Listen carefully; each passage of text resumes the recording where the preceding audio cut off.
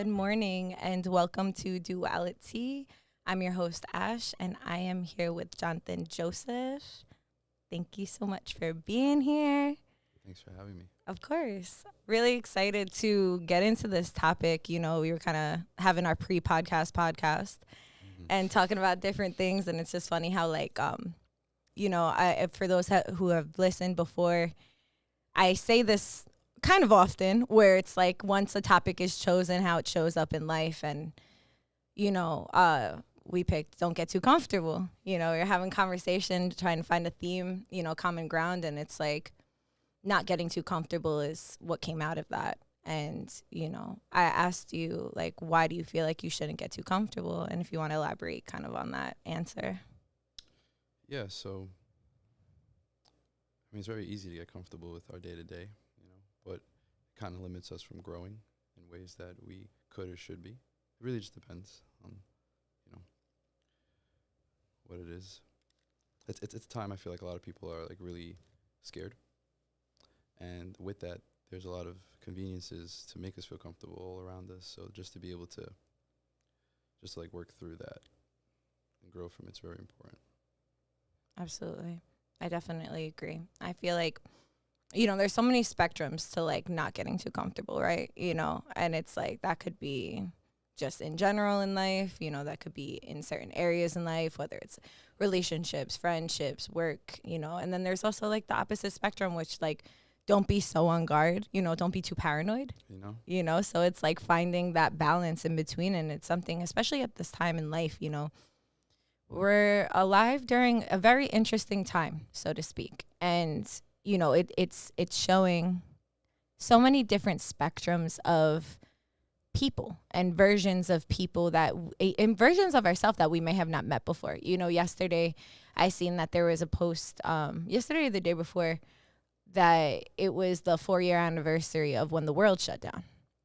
And like when COVID happened, like to the start of that. And like, and the question was, I had reposted, it was like, what has changed, in the last 4 years for you?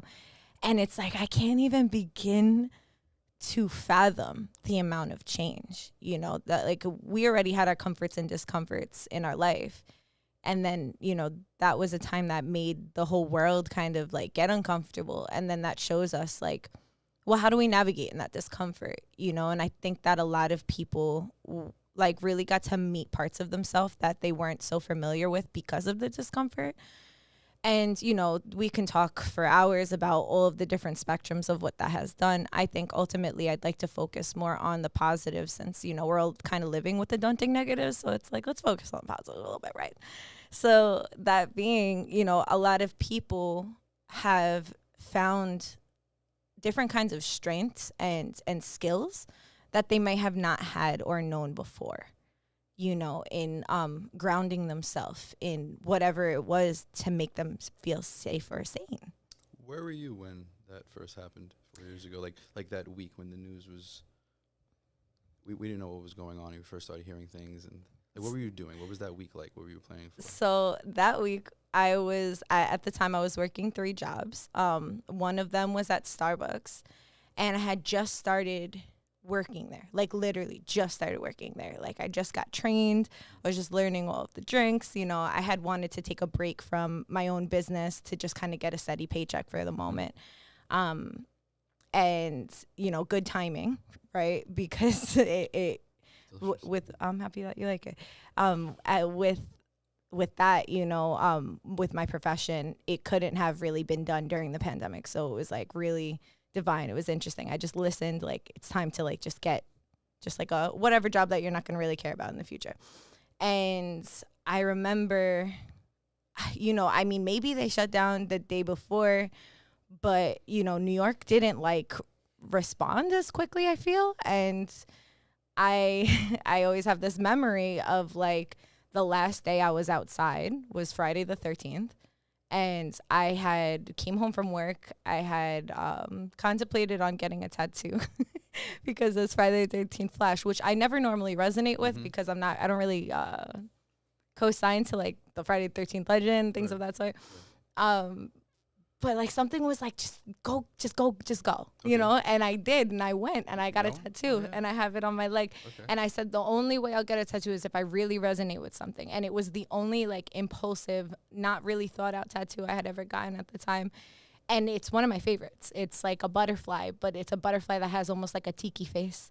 So it's like a protective butterfly. And it's really cool. It's really cute. It's like both like mildly scary, but in like not the creepy way, more in like the like cave drawing kind of way where it's like, oh, this is kind of spooky, you know? So I always think of that when I think of like when the world first shut down, because I went there, I was sitting there, I was actually playing my PS Vita while I was waiting. And I got my tattoo, and then I came home the next day, and they told us like, you know, we couldn't come into work. Right. Like. So. And what have we learned? Not you in particular. I'm just saying. I'm like, there's a lot. Yeah, because you talk to some people and it's just like, well, if that happened again tomorrow, are you ready? Yeah. Yeah. It was 4 years. Where were you? I was in Long Island. I was in an apartment. I was with my son and my partner at the time, and we were. It was interesting because like you hear it happening, and you're just like, you don't know what to believe, right? I wasn't with family or friends because I had moved to a new city at that time, and I was like trying to process it and just making decisions, and then realizing like from things that I've learned a long time ago, I was like, oh, this is it. This is when they start wanting to like roll those things out. That's. Does anybody know what this means now? Do you guys understand? Most people don't. Most people still don't. Yeah. They don't. But that's another episode. That's a whole other topic, yeah. And it's like, listen, we can go as deep as you want to go. I'm here. You know, I tend to struggle more so with the surface talk. So like I could be a submarine. So if you want to go somewhere in between, I'm also open to that, you know. And I absolutely I agree. You know, it's like a lot of people aren't aware of like a lot of moves that can be made to gear us that are being made. They're being made all around us, and it's not to scare anybody. Yeah. It's just at the very least be aware of it. You know what I mean? Just be aware of what's happening to us, good stuff, and also people that are like, you know, don't have our best interest in mind, and why they don't have our best interest in mind. The why is also really important. You know, absolutely. Some things we don't know, some things we could assume, some things are already written and told to us, and we're just like, okay, so it's just, you know, getting comfortable with being uncomfortable. And it's like, because at the end of the day, you know, which brings us back to our topic, it's like when you get too comfortable, you're not prepared, you know, and not that you can be prepared for anything. That's impossible. And that's just like high anxiety thinking, right? Simultaneously, if you just know better, then you can prepare better. And then if anything does happen, you know, you can kind of have that in your back pocket. To react to it. Exactly. Better. And more importantly, depending on if not that everybody is a leader or has to be a leader, but if everyone is more trained emotionally on how to react to things in your circle, then when these types of things were to happen, if they were to happen again, when they are to happen, a group of people are more prepared mentally and spiritually, emotionally on what to do. What's the course of action in any situation that happens, you know? And that's why I think it's when you're building teams, it's very important to see what people's strengths are, and understand a little bit of what their insecurities are as well, so that you can help work through them and like connect them with other people around you that can like help balance them out. And then in that way, people could be comfortable because you have, not that you're dependent on others, but like your team itself is there to support, because one person can't do everything. Absolutely. It's so important to know people's strengths and weaknesses because we all have them. So to pretend like we don't is just not realistic.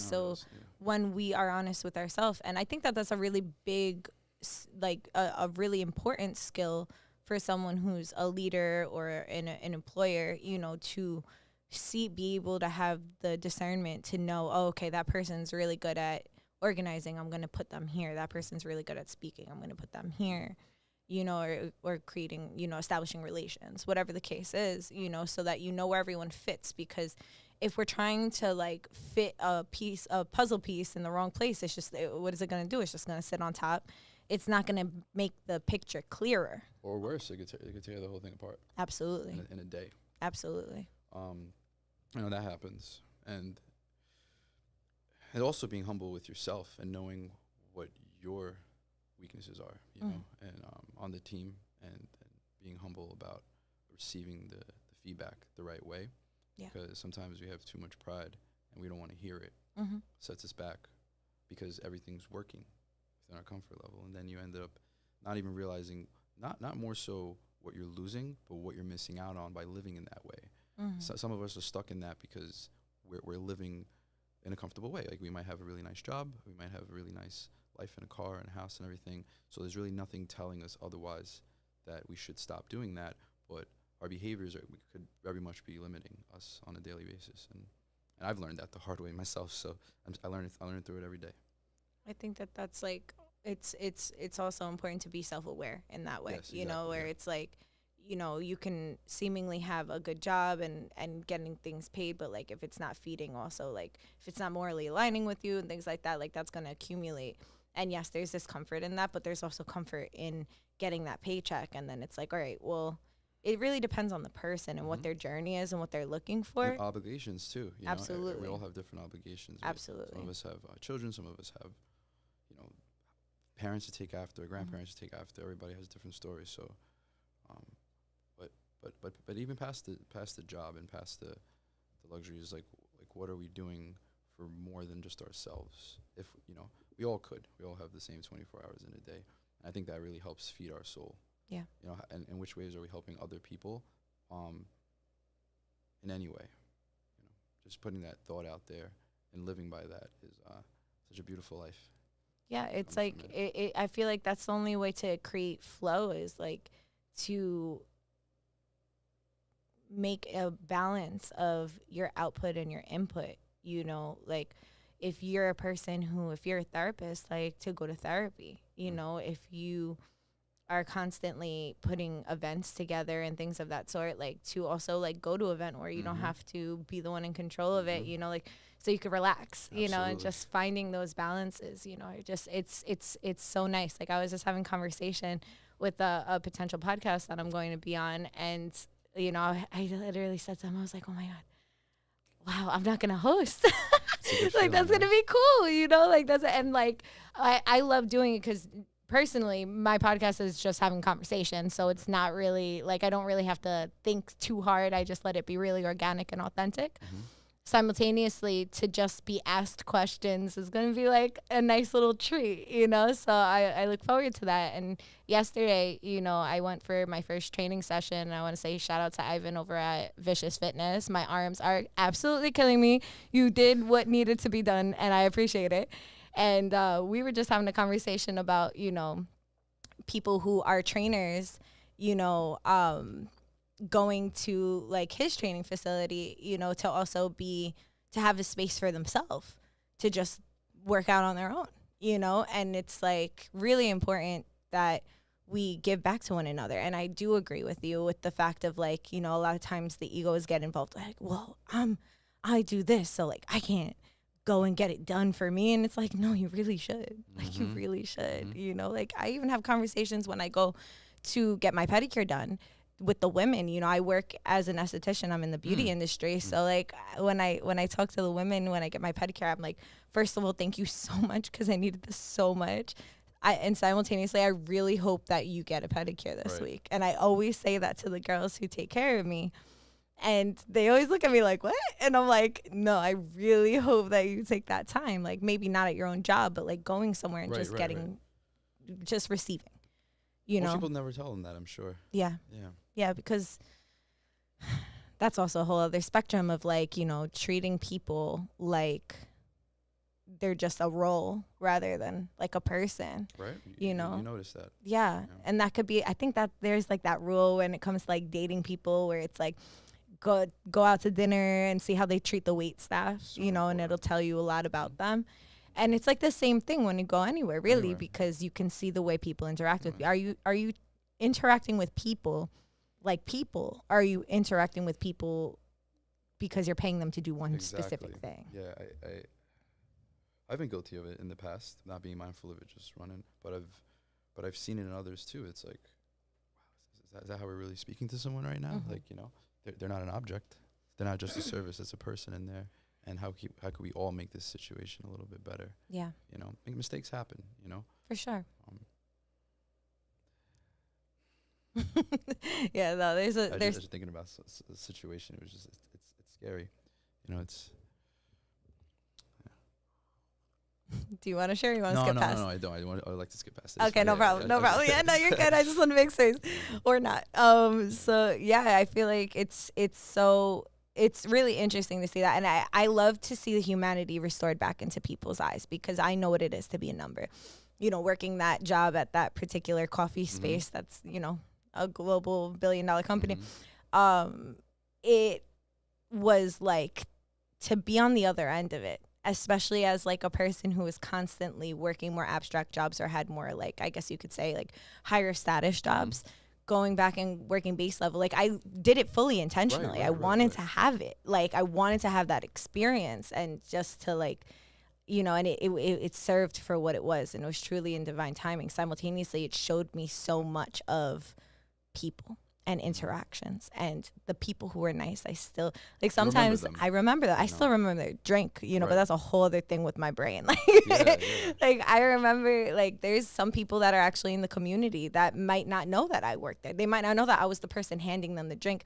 I've tried to say to one or two people, I don't know, like, if like it ever like kind of like clicked, but which one did you work at? Forest and Bard. It's a nice one. It was a good one, yeah. And that one also had a lot of controversy too over labor pay. That was later, but yeah, okay, but yeah, they were unionizing, which good for them. You know what I mean, as they should. So, but yeah, they were like fighting the good fight for for a lot of good reasons. But that was happening. That was after I had left, so I don't really know the details on that. Words, yeah. So without that, with that being said, like, I remember, like, specifically handing people their drink, or being like, and their interaction being like, oh, have a great day, sweetheart, and then other people just like ripping it out of my hand, and just like like, you know, I remember a woman during the pandemic, like pandemic like shut down world, when, because they made Starbucks an essential, right? So we started working back. And there was a line down the whole parking lot, and a woman, like, we go and we handed everything, and I handed her chai latte. She opens it up, and it's steaming, you know, so it's hot. And she like stuck her pinky in it, and she goes, I said for this to be extra hot, and this is hot. And, like, in the most nasty way, like, I'm actually giving it a lot more grace than it was said. And I, like, looked at her, and, like, we had the mask on. Right, that's what I was going to ask. Yeah. Like, so I just looked at her, and, like, my friend literally just tapped my shoulder and was like, I got it. And I was like, because I didn't have words. Yeah. I was just like, you know, I'm slinging, like, 50 drinks per, like, few minutes to people waiting on this line. It was just a wild time. And you know, whether with or without the pandemic, you would think that there was more compassion at that time. There wasn't in a lot of areas, you know. I see people that I know. I see their behavior, and it's just like, maybe they didn't work in food service themselves at some point. I think it's important that at some age people do a few things. Door to door is interesting. Oh my goodness. Door to door, knocking on doors will get you ready for pretty much anything. Really does. Yeah. And food service for sure. Both, you know? I agree. I used to deliver the newspapers, so I had to go collecting. Oh my goodness. Oh my goodness. It was like, and being so shy too, it definitely broke me in as a person. That was my first job ever. Wow. Yeah. Haven't been to Starbucks in many years. I think that's good for you. I think that's a company that they closed a lot of locations too, right? Recently, I feel like they have. The name on the cup is great, but the fact that, like, in an environment like that, you can't help to educate the person who may be out of character. This is not the way you speak to someone. Like, finding those words, knowing that it's not your business, is very difficult, you know. Yeah. And knowing that them as a company may not really be setting a standard to even tell people to be more polite to their to their employees. No, it's just the customer's always right when it comes to big corp, always. That don't make no sense. Yeah. For sure. And it's also just like, going on the spectrum of talking about like, small businesses, big corps and things like that. Like the personalization, the experience that you get going to a coffee shop. That's why I always say like really like shout out to all of the small coffee shops. Absolutely. And like I'm so all of grateful the for small them. for real. That's my like North Side. Yeah. Americano Cafe. Where Bloom Cafe, oh my goodness, I'm going there right after here. Like I love Bloom Cafe. Like I be getting the same thing almost every time. Yeah. It's so good. It just works. Everyone's I usually go over there. Chocolate they have over there. Yeah, they have interesting stuff. They I switch up my drinks, but I always get either the what is it, the Bloom Benedict, which is like a vegan rendition of you throw the hot sauce on that, it's fire. God, yeah, I know. exactly. I know. But their hollandaise sauce, their vegan hollandaise sauce is different. It is so good. I'm like, I want to put that on everything. But yeah, to get back into the topic, because I could talk about Bloom Cafe all day. Yeah, like just not getting too comfortable, even like these certain rituals that we have, like going to the coffee shops and stuff like that. It's good to support. It's good to do that. Simultaneously, we also need to like make coffee at home sometimes. Absolutely. We also need to like make food at home sometimes and find the balance with that. Like I can tell like when I'm imbalanced with it, when I'm like not cooking as much at home, and it takes a hit on our finances, like those coffees and like I mean, think about $9 a day, once a day. But if you're doing 3 times a day, so people have 4 cups of coffee a day, it's like $300, $1,200 a month. Realize it. If it's productive, that's great. But if you can like Pam bought in she bought in what are those little adapters so you can put your own coffee into the Keurig machine. Okay, yeah. She brought one of those in for the office. I'm excited for the office because it has like a little kitchenette. Oh, cool. And the kitchenette has enough room for us to prepare our meals and a fridge space. So it's like love that. Yeah, because we eat out a lot. Yeah, especially when you're on the go. Exactly. But it kills you. It does. And then also like it's depending on where you get food from too. It's like when you're talking about what oils are it being cooked with, like what are the other things that aren't necessarily good for, it might be good and lucrative for their business to cook with these things, but for us to be consuming it on a daily basis, it's not. And I feel like there's an energy, even if you make yourself a sandwich, even if you make yourself a meal that's not necessarily healthy for you. When you're cooking it for yourself and you're pouring that love, like I love this meal, it sits different in your body than it does. Yeah, and you feel it when you consume it, for sure. Yeah. For sure. Also another thing about not getting too comfortable, DoorDash just upped like the fee, right? They just added like a $2 and some change with the delivery drivers, which you know what, like delivery drivers for sure pay them more. Take it out of your cut though. You know what I mean? Take it out of your cut. Like how much money you got, DoorDash? Like, it's just now they're making they're making the working people who are utilizing DoorDash all the time now pay for their salaries in that way, where it's like you can be cutting from somewhere else. Like they're taking out themselves being the middleman. They're just like, oh, you could just have direct. But most of us are tipping them well anyway. Right. Yeah, I launched one of those platforms a couple years back to try to help the restaurants. It's a very complicated business. I think most of the money that they're making is to cover the mistakes that happen along the way, because there's a lot of them that happens that they have to cover, and they just get stricter and stricter. So you said the prices went up $2 plus per order? $2 and change. Is like a flat item, like a line item fee? Or is like a percentage of what the order was? I think it's put into, I don't know, I just got the notification not too long ago. I think it's put into the taxes and fees. And the taxes and fees are like $10. So it's like you're getting $10, now it's $20, and then not including tip. So it's just, everything is interesting. I feel like once again, we're living in a time where inflation is crazy. And, the comforts and the discomforts is also like you gotta have grace with yourself. Maybe you don't have the capacity to make yourself food. I strongly recommend to just go directly to the restaurant and pick it up, because they're getting most of the profits if you do it that way. Exactly. They're not getting the cuts out of these things. A lot's being taken out from them. Yeah. I saw this reel, or I don't know what to call it, but it was just like a reel when I was exploring one time, and it was the setting was like you may have seen this, and it was like during like maybe the Western days, and there was this gentleman trying to sell a refrigerator to these people in like the late 1800s, and like there was the cowboys and and the women from that time, and they were like, "Oh, that's so cool." The guy's like, "Oh, what?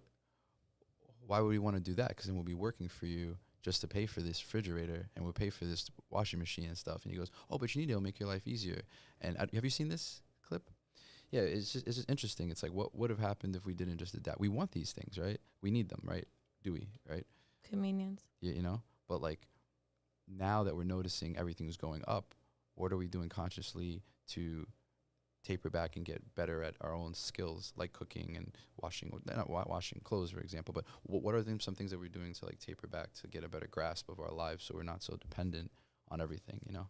Because that's super important. We saw what happened a couple years ago, and not to strike fear into anybody, but something like that were to happen again, and things were to ever get chaotic. Like I think Americans in general are very naive to thinking that it'll never happen to us. It'll never happen to us. Mm-hmm. What do you mean? Mm-hmm.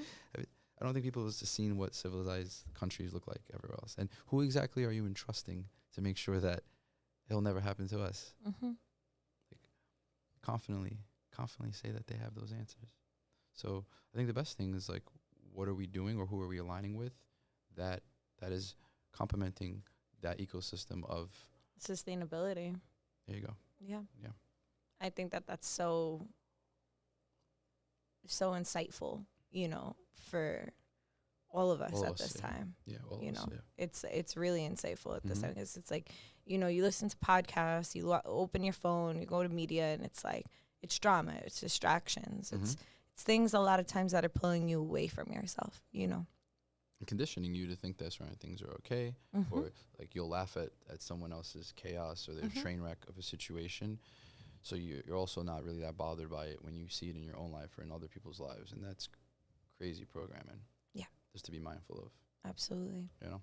To establish real life relations and have like real life conversations with people about the deeper things, especially at this time in life, is so important, because it's like, what if this plug got pulled and like we didn't have electricity? Like what are we doing? You know, who's doing what? You know, do you know how to wash clothes without washer and dryer? It's not even about money at that point. No, because money won't do much, you know? I mean, it'll do something. It'll do something for a bit, you know what I mean? But then when it runs out and you saw no that one movie? has access. I forgot that. It's Julia Roberts was in it. Yeah, what you thought about it? How did it make you feel when you watched it? All right, we're going to go there. All right. Why not? Yeah, so, I mean, I think that a lot of things get put in the media to kind of Program. Yeah. Right. And yeah, for sure. Like when you saw that, that's now. That's not like 2050. That's now. That's the like Teslas crashing into each other. I get off exit 25 on the Southern State, and I go back and forth from Staten to Long Island. Like they were in Long Island the whole time. I didn't realize I was in Long Island. Yeah. It's like, is that where you want to be? You want to be on that beach? Robert Moses, you want to be over there on that beach? Like, so I love that movie because it showed people, and then you hear it for like a day or two. Oh wow, that's so real. It can happen. It's like bam, right back to whatever they were doing. I was like, damn, this is right back to the love and hip hop. Right back to the drama. Right back to the bullshit. What did we learn? You know? Well, the thing is like it's what is it? Desensitizing. Yeah, you know, exactly. desensitizing, right? And then it's invoking fear, because there was no solution in that movie, right? You know, it was this helplessness, this like, you know, fear. It showed the different ways that people could be without any solutions. Ended off really ominous as well, you know? So, yeah, I think it's important to take everything with a grain of salt. How did it make me feel when I watched it? Made me feel like I wanted to prepare a little bit. You know, made me feel like that. Good. You know, simultaneously, it's nothing new if you're paying attention, if you're really paying attention. Right. You know. So, it's just a matter of staying the course of like you were saying before, people that align with the same values. You know, what does your team look like? Who's good at what? You know, who's going to go hunting? Who's going to gather if need be, you know? And who's open to constructive criticism? I think is the most important thing. For sure. I had a conversation this morning with one of my friends and my mentors, and he's trying to understand a little bit about something that I'm working on. But like he provides constructive criticism whenever he feels that I may need to hear it, and it's so important to listen and adapt to it, because if people genuinely care about you, they're not talking down to you. You may not want to hear it, but you have to take heed to it, because it can open up a lot of open doors. But it very well make you feel uncomfortable when you have to hear these things, you know.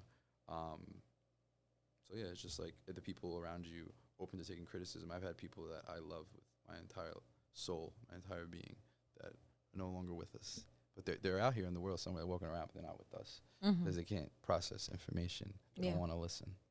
Yeah. So they don't want to listen. They don't want to take advice. It's how can you move if something were to happen with people like that around you? Yeah. They become liabilities. Yes. You know, then you're sitting there and you're stopping, trying to explain to them, oh, we got to do this, we got to do this. Nah, I don't know. We got to go now. Nah. It's like, you know? Yeah, to work and like go into like formation when it comes to when things hit. And it doesn't even have to be super existential. It could even be just like on a daily basis. You know, you're working on business with people. If something happens in that business, like how are we going to problem solve? You know, they say that entrepreneurs and business owners aren't, you know, necessarily just entrepreneurs. They're problem solvers. Yeah. You know, and that's what it ends up being all day. Literally, you know, it's like, and if you don't have that skill, if you're not open to criticism or feedback in general, you know, then you're just causing more dissonance when harmony is literally the most important thing to your survival in that moment, you know, to just lock in into, okay, boom, all right, you're good at this, I trust that. We live also in New York City where it's like people don't trust people. And you're defensive all day.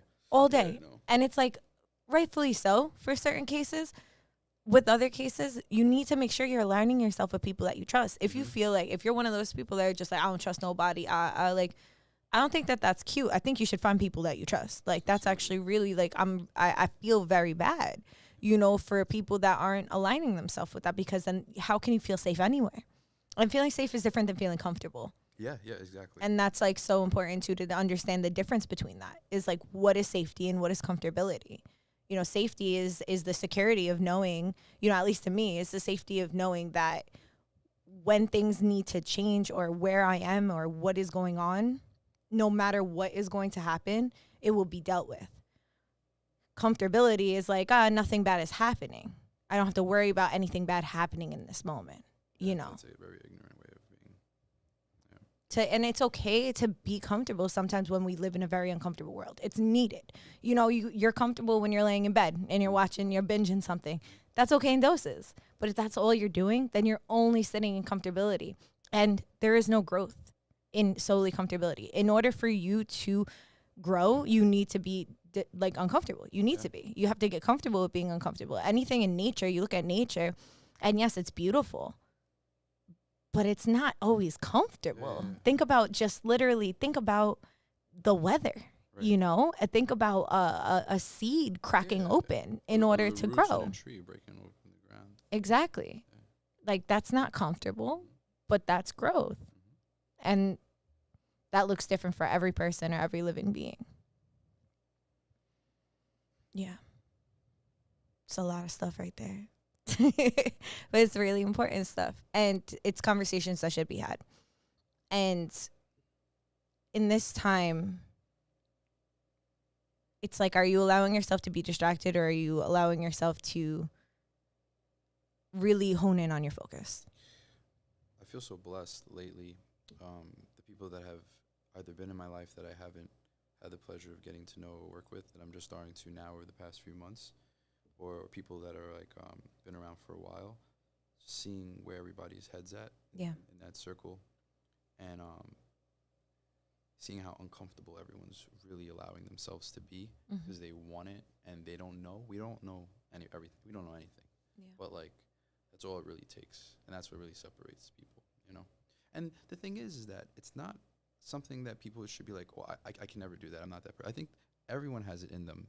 It's just about the willingness to be a little bit uncomfortable and being disciplined and consistent enough to see your whatever your goals are, your dreams are, come true. Not just work-wise. I mean, it could be anything, something small, you know, something you've been meaning to do. And I think, you know what's another interesting thing to talk about? The feeling of loneliness during all of this, and how many people are shedding their old ways of being, their old friend groups, their old hello. They're all the friend groups, and then just trying to find themselves in this new purgatory of life that we seem to be in sometimes. I feel like I see it in people, how like ever since all of this stuff started to happening, they're noticing that they don't know where they belong, and I mean not necessarily they belong with our group or your group or whatever. I'm just saying it's just like that's something that I think it's okay for everyone to understand that. I think almost all of us are going through that in some way, or we have over the past few years. But helping people find what they like a safe place. I don't know, what are your thoughts on that? Like how do you suggest someone who is feeling lost possibly starting their journey into getting comfortable, I mean, into starting to feel safe? Like, let's say someone who they're noticing there's a lot of chaos in the world.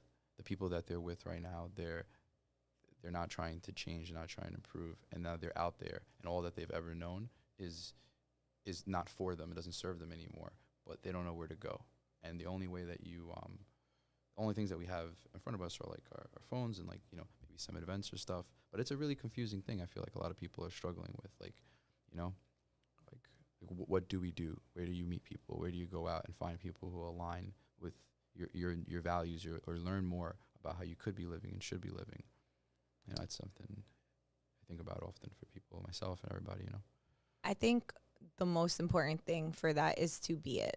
Like, I know it sounds simple. No, it's to be it. So what does that look like? If you're feeling lost and you're feeling lonely, sit with yourself until you find yourself. Good. Like, when you are constantly trying to find yourself in other people and other groups and other places, you're going to be left astray. You're going to be led astray because people are going to project onto you what they want you to be, because humans are humans and they're looking for comfort, right? They're looking for similarities. You have to go to yourself, because you are the one who knows you more than anyone else. No guru, no shaman, no whatever title you want to give to whoever. Like, no one's going to know you the way you know you. And any real practicing medicine person is going to lead you to that same answer. Good. With that being said, what does that look like? Let's break it down. You're feeling lost, you're feeling uncomfortable. You got to be open to constructive criticism from yourself, not abuse. We abuse ourselves mentally all the time. Yeah, exactly. We need to, first notice when we are being abusive to ourselves and be like, yo, like, chill. Like, we don't need that right now. What do I need? Okay, I need literally presence. Sometimes we confuse what do we need with, like, oh, I need to eat. I need to drink. I need to smoke. I need to get out of myself, right? We actually need the opposite. We need to just bog down, in my opinion. You know, everyone's different, but in my opinion, you know, throw rocks in your shoes if you keep floating. Everyone wants to look to the metaphysical to be like, well, what stone's going to cure my life? You probably need a stone that you go find in a park, one that doesn't have a name, but you'll find its name. You got to go talk to it. You got to spend some time with it. And it just to hold the weight of what the world is, what it is to feel something heavy, because that stone nation will have a lot to tell you if you're open to listening to it. But no, we want to be told. We want to be told by the person in the metaphysical shop what stone's going to heal us of all things. Meanwhile, it's probably 70% plastic because it's been bought by a wholesaler because everyone needs to eat, right? No one cares about source. Not true. Majority of people blindly ignore source because they can't monetize off of it most of the time. Because once you align with source, you actually don't want to touch it. You just want to leave it alone. That's a whole other conversation. So back to what we were saying as far as finding ourselves, it's like getting to know yourself, know your values.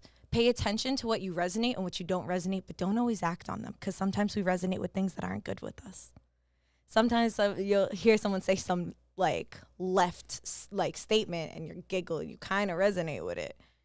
But maybe that's a part of you that had a different mind frame that's resonating with. It's okay to giggle, but to indulge and to add upon it is a whole other thing. Now you're bringing your past into the present. Be mindful with what you resonate and why you resonate. Why do I resonate with this? Why do I resonate with this, you know, ratchet ass TV show? Yo. Why do I resonate with this mindful practitioner? What is good for me right now? Yeah, I personally struggled with that. I still do. I laugh and I giggle at some of my old ways when I see a meme. It reminds me of things we're not going to talk about here. I'm queen of that. I'm like, I literally had to But- make a whole other profile because it, yeah. I You got literally one had of to because it was just taking up two of my page, and I'm like, people are thinking I'm still this way, but I'm really joking about ways that I used to be. But I know that, you know. But I'm sorry. Go ahead. No, you good, you good. That's the funny part of it. And then it's also like, I like what you said about like escapism is what I call it. It's like, Absolutely. it's like not really being present, and not to say that you can't indulge and do something. I think everybody should be able to do whatever they want if they do it in moderation. That's what they want to do, you know. I think that the problem is that if you're not you could be aware of it and still be doing it, right? But if you're not willing to remove that from your life, then you can live a life of just abuse And self-hate. yeah. And when I look back, like I think I was telling you over the weekend, I hit 3 years sober on Sunday, right? Congratulations. Thank you. And it's thinking about like what, like me, like when I met you, was it what, 10 years ago, maybe? Right? Probably something like Different that. time. Yeah. You know, and it's just like how uncomfortable it is to be sober. That is the most uncomfortable thing. I don't know anything else. I know how to be completely out of body, you know, and that helped me. At least I thought it did help me get through what I thought I was going through, right? But then like just wanting to really say there's a better way, not just for the drinking, but it's more so just being present enough to understand what I have to reflect on about myself and what I need to change. It doesn't happen overnight, but you really have to stay consistent and allow yourself to like. I struggled with alcohol, so it's different, right? Some people don't. Some people have a drink once or twice a week or every day, whatever. It was a mess, right? So it's like knowing that I don't do that anymore. Now you have to now accept all of these realities. You have to be very real with yourself and say, wow. And then look at the damage that you left behind in all areas of your life. And then how do you build from here? And how do you also not go back? You know, I don't know if there's any people out there that are, you know, guilt shaming for their drinking habits or something like that. And just like trying to process like where do they begin and how do they start. The reason why I'm so happy to share that I don't drink is because I mean it's possible. You could literally just not drink, and it's a whole another side of you that's waiting for you. You know, some people like myself have been drinking since I was 14, right? Like 14, like what were you doing? But drinking, like, you know, some people drink with little keg stands, whatever. You're drinking hard liquor when you're 14 years old, and then now you're not doing it anymore. And then you look at like, oh my God, like I'm stuck in time. Yeah. And now I have to like do all of this. So that's a very uncomfortable feeling to be sober in a world where everything around us is programmed, for the most part, not everything, but a lot of things around us is for people to meet each other under the influence. So you're not even really meeting the true selves, you know? You know, how nice would it be if everyone just met up just for an evening? Everybody was sober. You know, it's super uncomfortable, but it's cool. I've been to a lot of those things, and I enjoy it. I like the sober parties in particular. I can get a little weird sometimes, but just people that are actively aware and like that they're coming through and they're like, we're not going to be drinking today, so we got that out the way. Now let's just be ourselves. Yeah, especially different levels. I get what you're saying fully. Yeah. I'm laughing because I resonate. But yeah, no, I you know, thank you for sharing that. Thank you for being vulnerable and for sharing your truth on that, because I'm sure that there's plenty of people that really need to hear that. A lot of people stay in the same ways, and you know, addiction is interesting. You know, people think that just drugs and alcohol are like the main headliners because of what it does. Too. It could be anything. It's down to relationships. Yeah, absolutely. You know, you're addicted to the trauma because that's all you know. That's what you saw. You know what I mean? Both male and females. Yep. Like what we may have saw. Absolutely. You know what I mean? What we may have seen, and then growing up and whatever, and then just like seeing it act out. But while you're under the influence, you might not even be noticing that you're repeating these patterns. Yep. And then you sit there and you're like, why is this happening? And then it's like, oh no, it's not necessarily that person. That person's here. It's another version of the same person. That person's here right now to remind me of what I need to change right now in myself. Yes. Nothing's wrong with that person. God bless that person. It's addictions breed addictions, you know, and you know, alcohol and drugs can be less societally acceptable. Simultaneously, alcohol is more societally acceptable. So it's tricky. You know, it's really wild. You're complaining about the Forest Avenue dispensary opening up with the liquor store right next to it. And it's just like community board meetings. And it's just like,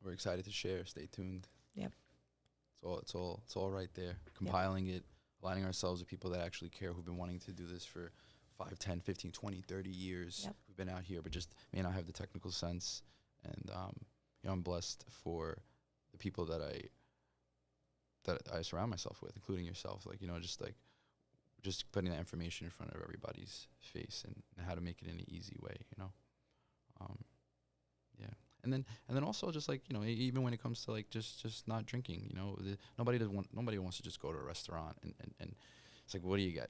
A soda? How many sodas are you gonna have? All your friends are getting wrecked, So like going out there, learning you tried the Little Saints before, for example, right? So like learning about different adaptogens and nootropics and all the functional beverages out there, and seeing like, okay, what could help people still have something? Because think about it, in the last 10 years, has there been any drink that can give you a calming or elevated effect that wasn't psychoactive, that people are actively drinking when they go out as an option? No. Do you know how great this? Even the mocktails that I always like. Usually just juice. Yeah, it's just juice. It's just juice or tea, which is tea can be used in a good way, but it's like not if it's Lipton. You know what I mean? Right, not right, if it's right, like, right. if it's like a homemade tea, it'd be different. But this like is delicious. I know I said it before, but this is great. What kind of tea is this? It is hibiscus, calendula, and hand-picked mullein from my little sister upstate. Oh yes, upstate. Mm-hmm. Thank you for bringing this. Yeah, of course. Yeah. Well, thank you. Thank you. Is there anything else that you wanted to talk about before we full circle? Full circle. Nah. My son's birthday today. Yes. 7 years old. Yes. Oh, happy birthday to your son. Can't wait to get him from school today. Thank you so much. Yeah, of course. Well, thank you for taking the time and for starting your day off here. And absolutely. It's an honor to be here with you and Kenny. Kenny, this studio is amazing. Shout out to Kenny. It's beautiful. I'm so grateful. It's right here, 73 Wave Street. Hub 17. Yep. If anybody wants to host a podcast here, yes, reach out to Hub 17 NYC, and you can speak to Kenny about how everything works here. The rates are amazing. The staff's on point. We're blessed enough to have him here today. Yep. Working this. You had to tell me to get closer to the mic once, so that's it. You didn't even know you had to tell me that. It's like it's on point. Yeah. And I've been coming here for 10 years and watching Kenny stay here for 10 years. Yeah. That was an awesome anniversary party. It really was. Really was. And thank you, Kenny, for having me be a part of that and having Mocktail Mart be a part of that. It was cool to just introduce people. And if anybody wants to learn more about like non-alcoholic beverages for like their bar, their restaurant, or for their home or whatever, just hit us up. You know what I mean? Just hit me up on Instagram or Facebook. We'll have some events. We're having some mixers. Come by, try it out. And about to head over to the Hilton now to go meet up with some people. Make sure the rest of the island, all these restaurant owners get it. Shout out to Movement Management, Winwood Group, Pop Shop for carrying our stuff. Excited for this spring and summer. There'll be options for everybody at all these locations. So, it's like the least we can do. Let's just get that out the way. Yeah. This is just moving. Well, that's the inclusivity too. Like for people who don't want, like when I go out, I don't necessarily drink alcohol really. Like, you know what I mean? It's like, and how many like ginger to ales go. you gonna have? Every time I go somewhere and I see one of the mocktails, I'm like, if you hear a little ping in your head, I'm like, what's up? Yeah. I love seeing it. When I went to what's it called? The little cafe that's really cool with like all of it's like a new one over on Victory. Oh, Cafe Juliet. Yes. Oh my God, what a gorgeous, the halal place. Oh wait, no, not that one. Like the teal one? Or No. I want to go there though. Like. You mean Objects of Interest? Yes. Piece of Cake? Yes. Maria Carroz's yes, place. Yes, Yeah. They actually carried some of our non-alcoholic beverages. That's why when I walked in, I literally was like, oh no. I was grateful for that. It's awesome. It went really well. They sold out pretty quickly. Yeah. The design in there is gorgeous. It's so cool. They really utilize like the antique space, and it's nice. It's big. Yeah. You go there, really sit down, get cozy. Yeah, it's great. For sure. Great.